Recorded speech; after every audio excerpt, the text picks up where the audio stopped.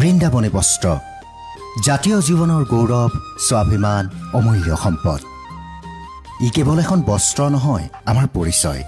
গুৰুজনা শ্ৰীমন্ত শংকৰদেৱৰ পৰামৰ্শত মথুৰা দাস বুঢ়া আটাৰ নেতৃত্বত তাঁতিকুছিৰ তাঁতিসকলে বৈ উলিয়াইছিল এবছৰীয়া পৰিশ্ৰমেৰে বিষ্ণু অৱতাৰ শ্ৰীকৃষ্ণৰ জন্মৰ পৰা কংসবধলৈকে বিভিন্ন সময়ৰ লীলা খেলা সম্বলিত আপুৰুগীয়া এই বস্ত্ৰ ভিন্ন ৰঙী সূতাৰে চিত্ৰপটত আখৰৰ বাখৰ তুলি বৈ উলিওৱা নিখুঁত বস্ত্ৰভাগী দীঘলে চকুৰি হাত আৰু বহল তিনিকুৰি হাত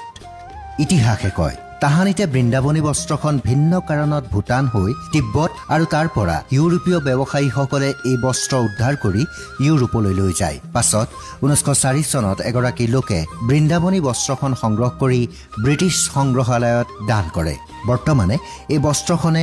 ব্ৰিটিছ মিউজিয়ামৰ শোভাবৰ্ধন কৰি আছে বৰ্তমানৰ চৰকাৰে এই বৃন্দাবনী বস্ত্ৰখনি গৃহভূমিলৈ উভতাই অনাৰ বাবে উল্লেখনীয় ভূমিকা গ্ৰহণ কৰিছে লণ্ডনত এক বুজাবুজি চুক্তি স্বাক্ষৰেৰে 2027 চনত বিশেষ নিয়ম সাপেক্ষে